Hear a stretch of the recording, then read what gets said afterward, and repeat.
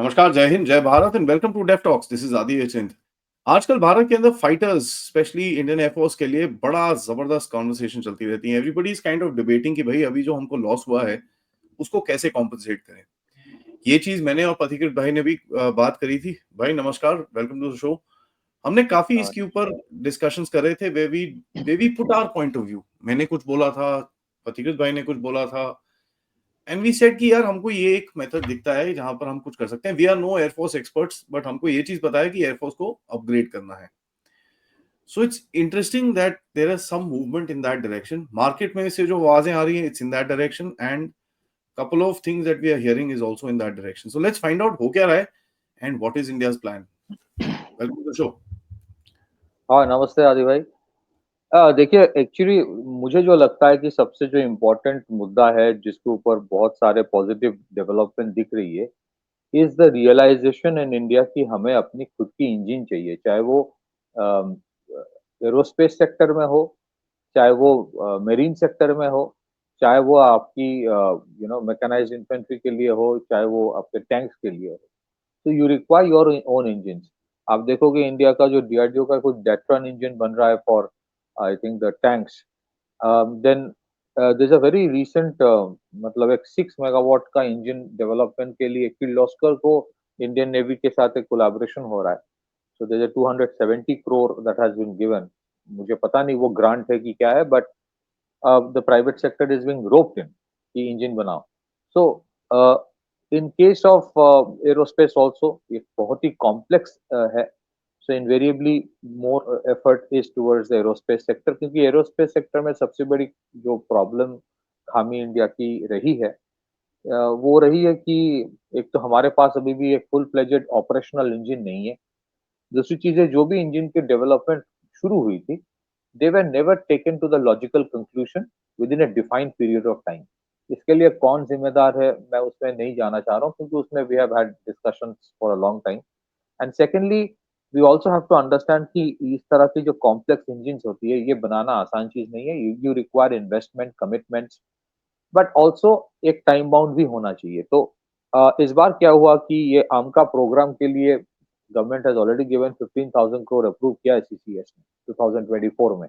But that is for the entire एमका project. एमका project का एक one part will be the 6th generation aircraft, that will be the heart, but the entire project के लिए 15,000 crore I think it's an initial investment.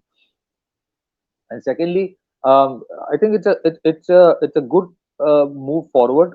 अगर पैसा चाहिए लगेगा तो बाद में भी पैसा दिया जाएगा, but the good move in the sense कि अभी 2025 है, अभी इंजन की बात हो रही है, अभी एयरक्राफ्ट बनाने की बात हो रही है, एक स्पेशल पर्पस व्हीकल की बात हो रही है जिसके बारे में हम लोगों ने चर्चा की थी कि प्राइवेट सेक्टर को रोप इन करो। हो सकता है उसमें आप 48% स्टेक हेल को दो, 52% 26 या 12.5 करके चार ऐसे उनको दो, मतलब जो आपके प्राइवेट सेक्टर कंपनीज है, तो आपके मेजॉरिटी मतलब the biggest share holder will still be the government of India through HAL और समबडी, जिसका 48% रहेगा, तो it will still be one of the best structure. तो ये जितने भी आप फिफ्थ जनरेशन सिक्स जनरेशन की बात करते हैं, मैं थोड़ा सा कॉन्सेप्चुअल स्टेज में थोड़ा सा I just take 3-4 minutes. When we talk about a fifth generation aircraft, जैसे वो F-22 या F-35 है, अभी कुछ और भी है, एक सुपर 57 भी बोल सकते हो आप। तो इनके जो एक्चुअल कैरेक्टरिस्टिक्स होता है उसमें what is the edge they have. Edge is basically in the realm of stealth capability, उनके एवियोनिक्स कितने होते हैं, उनके मैन्यूवरेबिलिटी कितनी होती है। तो when we talk about a six generation aircraft, तो सिक्स जनरेशन एयरक्राफ्ट की हार्ट होगा द इंजन। तो सिक्स जनरेशन एयरक्राफ्ट को ना समझना है। सिक्स जनरेशन एयरक्राफ्ट या सिक्स जनरेशन इंजन बनाने की अगर कोई बात करे, इसका मतलब ये नहीं कि they are bypassing the fifth generation. It is just कि आपकी जो फिफ्थ जनरेशन कैपेबिलिटीज है, you will be working more towards that, वो ही एनहांस करने के लिए और भी थोड़ा, and in addition to that there will little more. जैसे फॉर एग्जांपल सिक्स जनरेशन कोई भी फाइटर क्राफ्ट होगा, उसकी जो बेसिक कैरेक्टरिस्टिक्स एक्सपेक्ट किया जा रहा है, it is still at a conceptual stage. ठीक है, चाइना बोल रहा है कि सिक्स जनरेशन लाया है, there are lot of doubts on that. Sixth generation की what are the characteristics? First invariable will be, it will be a long range aircraft. आप जब भी higher level of you carry a large payload of ammunition. um, तो आपकी और आप जितने ज्यादा थ्रस्ट देते हो आपकी रेंज में लिमिटेशन आ जाती है, specially because of the weight you carry. So longer range, it should have capacity for hypersonic flight. उसके बाद जो आता है कि एक्सो एटमॉस्फेरिक कैपेबिलिटीज, क्योंकि अभी ये कॉन्सेप्चुअल स्टेज में है, तो lot of things are being added. अभी एक्सो एटमॉस्फेरिक मतलब you can actually breach the general जो हेमिस्फीयर हमारे है, ज्योग्राफी के लोग हमसे बेहतर बोल सकेंगे. But you also need to have, जो होगा इसमें a very critical part is it will be entirely a software defined aircraft कहा जाता है. इसका मतलब है your upgradations are much easier to do. Software defined aircraft में it much easier to upgrade the softwares. And of course network centric warfare की capability कुछ नई चीज नहीं है. A lot of 4.5 generation aircraft में भी वो capacity है, but at a 6th generation would be far more networked, far more adaptable, and far more autonomous in air combat. It is a ठीक है, systems of systems system of systems बोल सकते हैं, approach सिस्टम more ऑफ than सिस्टम. anything. Now एक जो शब्द का इस्तेमाल होता है when it comes to a 6th generation engine, जैसे मैंने कहा कि at the core of the aircraft will be the engine. इसको कहते हैं कि variable cycle architecture. Now variable cycle architecture होता क्या है? बेसिकली क्या होता है कि you can switch between being far more fuel efficient when it is required, या फिर you can have an extended range, या फिर you can actually manage your जिसको कहते हैं thermal emissions. You can manage your thermal emissions for directed energy weapon application. आपकी जो thermal emission होगी, you can use it for as a directed energy weapon. And you can shift between जिसको कहा जाता है between high thrust and high efficiency mode. आप higher thrust दोगे तो obviously आपके fuel burning बहुत ज्यादा होता है. So you can switch between the two depending upon the mission requirement. So it becomes far more जिसको कहते हैं flexible. ठीक है. And you can, ऐसा नहीं कि इसके लिए ये चीज चाहिए उसके लिए वो चीज चाहिए. It is extremely capable of fine tuning itself to the requirement. तो अभी Sameer Kamath ji is a very respected person, तो वो अभी वो जो ये कहा, and I think there is lot of weight in what he says. So basically हो क्या रहा है, आपके जो ओईएम्स, उन्होंने ये कहा कि देयर आर 4 ओईएम जिनके साथ डीआरडीओ पार्टनर करेगा, and that is a very good move मुझे लगता है. तो फॉर ये ओईएम्स के लिए भी अ कंट्री लाइक इंडिया जिसके which is willing to invest money, उनके लिए भी कोलैबोरेशन जरूरी है, क्योंकि ultimately one of the biggest market will be India. तो इसमें जो 4 कंपनी सबको पता है, जी है, सैफरन है, एनपीओ सैटर्न जो रशियन है, और रोल्स रॉयस है. देखना ये है कि कौन सा होगा, और इसका जो बेसिक थ्रस्ट होगा invariably it will be between 110 to 130 kilo newton. Primarily जो लगता है कि AMCA will be twin engine aircraft, so it would have a basic capacity of a 260 kilonewton capacity thrust. But let me tell you, ये कल से ये चल रहा है बहुत जगह पे कि we are shifting from or skipping 5th generation moving towards 6th generation, which is a very good thing, fine. और उसमें भी there are, what I'm trying to say is that वो करना जरूरी है because of the requirement, and the best thing is कि आप 10 साल का एक टाइम जोन लेके चल रहे हो, and you have enough time to actually commit. We have to ensure कि वो 2035 वाला ब्रीच ना हो. इनफैक्ट अमका में भी जो प्लानिंग है कि इनिशियल फर्स्ट 40 जो होगा, that will be powered by a G414.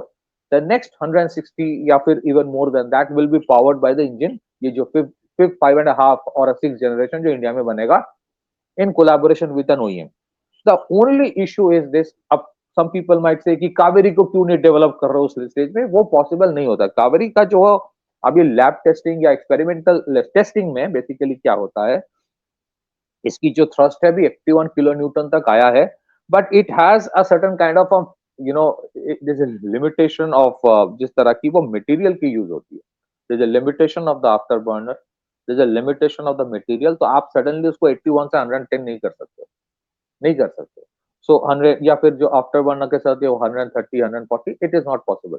So all I am saying is this, You need to focus on that sixth generation, and at the same time have equally focus on Kaveri, ताकि वो conclusion तक जाए. ऐसा नहीं कि कावेरी को side में रखो, because when you go for a conflict scenario आपको वो मास प्रोडक्ट प्रोड्यूस्ड तेजस भी चाहिए होगा. यूएस अभी भी F-16 को कैरी करता है. यूएस अभी भी F-18 को, ऐसा नहीं कि सब कुछ F-35 के ऊपर है. वो there are lot of challenges, there are lot of cost involve. You don't require a hammer to kill a fly, right? That is why आपकी जो कॉन्फ़िगरेशन होता है light combat aircraft, then you have a medium combat aircraft like a Rafale. वो MMRC आता है. MMRC का मतलब ही था medium multi role combat aircraft. And then you have a heavy combat aircraft with a deep penetration strike capability, which is the Sukhoi. ठीक है? So you would also have to focus on Kaveri. और मेरे जो if you look at US का भी जो adaptive engine transition programme है, वो भी अभी कंसेप्चुअल स्टेज में है. अभी एक बोइंग का कुछ आया है 47 क्या करके, FX 47 या something. So it is still at a conceptual stage and I think there is scope. पहले भी मुझे पता नहीं, मतलब सुखाई 57 के डेवलपमेंट के time we were told to partner for some reasons, good और bad, I don't know much. We did not partner them. ये शुरू किया था, फिर हम वापस आ गए बिकॉज शायद work share was not adequate, या फिर एब्जॉर्प्शन की कैपेबिलिटी लिमिटेड थी, या that is subject to speculation. लेकिन I think this is a good step forward that आपने 10 ईयर का एक विंडो रख के आप शुरू कर रहे हो. And at the same time ये बहुत सारे छोटे छोटे चीजें है जिसके ऊपर भी इक्वली ध्यान देना चाहिए. एक चीज मैं आपको बता देता हूँ. आई थिंक HAL के भी कुछ इंजन प्रोग्राम्स है, and I think it is time DRDO collaborate with HAL for all kind of engine development. For example, जैसे कि HAL का एक इंजन है जिसको कहते हैं HTFE 25 किलो न्यूटन का, Hindustan turbojet fighter, turbojet engine बोल, turbofan engine, Hindustan turbofan engine HTFE. तो ये जो इंजन है ना, ये 2013 में इट वाज स्टार्टेड. तो इसका there are two core of it that was built. But फिर सीएजी के रिपोर्ट में कुछ बोला गया है कि ये जो स्टेज 2 डेवलपमेंट होता है कि कोर तो अपने बना लिया, फिर स्टेज 2 डेवलपमेंट में उसका आपका आता है प्रोटोटाइप टेस्टिंग आता है, फिर उसका पहले डेवलपमेंट आता है, फिर प्रोटोटाइप टेस्टिंग आता है, फिर उसके बाद सर्टिफिकेशन आता है. कुछ कुछ चीजों पे it was not up to the mark. So as per CAG, it was there was a 160 crore loss. So आपके अगर वो HTFE 25 किलो न्यूटन का इंजन बन जाता. हाँ. As far as loss is concerned, मैं थोड़ा I differ in this. I agree. I'm just saying a fact. I am not saying I agree, but because the if we put question that is mentality through ना, वो फिर खत्म हो जाएगा. And accountability with loss, I agree. perfectly fine. That is what कि आप where is, हाँ, तो now there is a lot of push कि उसको 2030 तक करना है. क्यों मैं बोल रहा हूँ कि whether it is that PTAE engine जो पहले इनिशियली वो लक्ष्य वक्ष जो पायलटलेस टारगेट एयरक्राफ्ट था उसमें इंजन यूज होता था, उसके एक मॉडिफाइड वर्जन है that will be used in the cats warrior जो है कंबाइंड एयर टीमिंग सिस्टम में, कैट्स वॉरियर में इस्तेमाल होगा, which will be going with the manned aircraft, man unmanned teeming concept में. सेकेंड इज ये जो आपकी HTFE इंजन 25 किलो न्यूटन, ये अगर टाइम पे 2013 से शुरू हुआ, जब late Manohar Parrikar ji was the defence minister, कुछ प्रोग्रेस हुआ था, but somewhere it got lost. Now an engine like HTFE 25 kilo newton का अगर वो तैयार हो जाता, हो सकता है हाइपोथेटिकली आप जो सोच रहे हो कि हिंदुस्तान लीड फाइटर ट्रेनर जो बना रहे हो HLFT 42, it could have been a twin engine one and you could have used it अभी भी उसमें, या फिर जो सितारा जो एडवांस मतलब इंटरमीडिएट जेट ट्रेनर, उसमें भी अभी भी शायद फॉरेन इंजन लग रहा है. सो दिस इंजन जैसे मैं ये बोल रहा चाहता हूँ कि PTAE W इंजन जो है स्मॉल इंजन है, it is equally important for your unmanned combat aircraft. फिर उसके बाद अगर आपके ये इंजन तैयार हो जाता है HTFE 25 kilo Newton, it can help you in development of what is called jet powered long endurance unmanned aerial vehicle, jet powered long endurance. So when we talk about the 6th generation, इसका मतलब ये नहीं होता है कि आपके 25 kilo Newton वाला आपके 49 किलो न्यूटन वाला विद आफ्टर थ्रस्ट ऑफ से 81 वो सेकेंडरी हो जाता है. It is equally important. So the good thing about India today जो हो रहा है, कि there is this realization that look, we cannot anymore be a systems integrator. We have to work towards development of our own engine. और मेरा suggestion है, जैसे आमका में प्रोजेक्ट में एक स्पेशल पर्पस व्हीकल बन रहा है, which is a very positive step. HAL, I'm sure, will be doing a good job collaborating with the private sector, not just giving out certain component manufacturing, but making them stakeholder. तो अगर वो SPV बनता है एमकाल के लिए, वो important है। Secondly, for all kind of engine development जो HAL के खुद के हैं, I think it is important DRDO should join hands with HAL for that. And जैसे हम लोग देख रहे हैं in case of marine, in case of navy rather, and in case of tanks, positive movements हो रहा है। These are all very very good thing. Overall, we need an ecosystem for development of engine, and I think that basic capability is already there. If required, let ISRO join hands with DRDO and HAL for development of engine, क्योंकि ISRO की certain level of proficiency है। ISRO अभी जो next generation launch vehicle बना रहा है, which is partially reusable, which is a very very great thing. फिर वो SSLV के लिए एक इंजन बना रहा है LVM3, तो उनके अपनी एक कैपेसिटी डेवलप हुआ है। हाँ, somebody can say कि rocket engine is very different from a combat aircraft engine, but आपके स्पेशली जैसे ब्राह्मोस वाला आप देखिए, कावेरी का जो आफ्टर बर्नर का जो डेवलपमेंट है वो ब्राह्मोस को दिया गया, because when you are working on a cruise missile, आप you are the one of the best in the world. तो दैट कैपेसिटी उनके पास जो है, all you have to do is to rope in. And when it comes to actually building up on that concept and building up on prototypes, then building on series production, फिर उसके ऊपर testing करके फिर उसको better करना, L&T and Godrej are very good partners for that.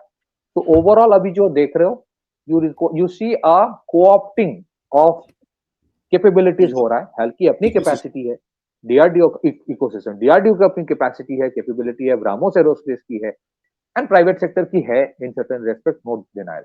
But हाँ, it would require patience, it would definitely require accountability, but it also requires money. So end of course आदि, my last point, there will be lobbies to prevent it, वो भी होगा। And that's why this collaborative approach is far better for many reason. ऐसा नहीं कि lobby को बंद करने के लिए, but collaborative approach itself is good for many reason. Hopefully we are moving towards a better way forward in terms of developing the aerospace capability.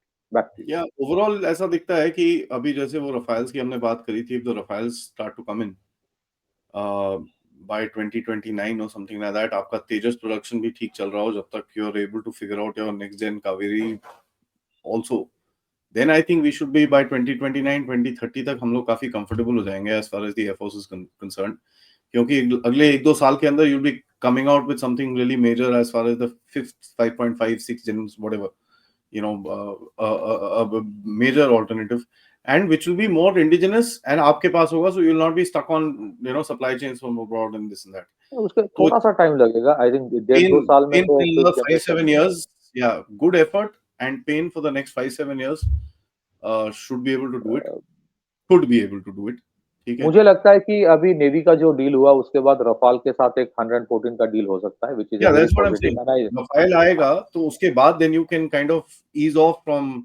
the pressure हाँ, and then focus and develop whatever you need to do. Yes, and there is a strong possibility कि first जो 83 GF404 engine के ऊपर बन रहा है, तेजस mark 1 ए, एक there is certain noise कि एक मार्क 1 बी भी बन सकता है, जो 97 और पोटेंशियल एक ऑर्डर आ सकता है एयरफोर्स के। अगर सब कुछ ठीक चले तो it might even work on a Kaveri, let's see, if we have to keep our If hope it does on. work, और the par works pretty well. उसका endurance और ये सब चीजें देखना पड़ेगा आपको, बस that's just about it. या सो आई So थिंक let's see. एक धीरे धीरे इकोसिस्टम बन रहा है, जैसे अभी एक इकोसिस्टम जो in development of ammunition and in development और बिल्डिंग अपॉन असॉल्ट राइफल्स जो बन गया है, धीरे धीरे बन रहा है। DRDO is doing a good job in collaborating with private sector companies for as development come production partner.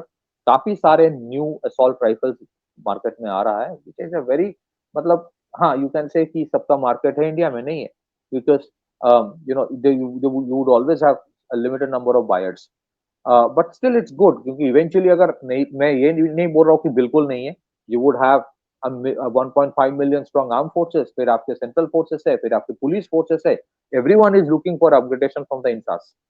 फिर उसके साथ then you have the world market, so whether it is SSS Defence या फिर जो उग्रम बना रहा है दीपा दीपा करके एक कंपनी है, फिर उसके बाद अस्मी जो है, there are many more coming, DRDO अभी Right. जैसे मैंने हम लोग उस दिन बात किया, सो इट्स ओवरऑल एक इकोसिस्टम बन रहा है, Yeah. I think will help. On that note, guys, सबसे रिक्वेस्ट है, pray for the best and of course like the video and subscribe to the channel. आप लोग प्लीज इस चैनल की तरफ सपोर्ट भी करते रहिए। Details are all mentioned in the description. Easiest way is the QR code on the side of your screen. Thank you so much. नमस्कार, जय हिंद, जय भारत।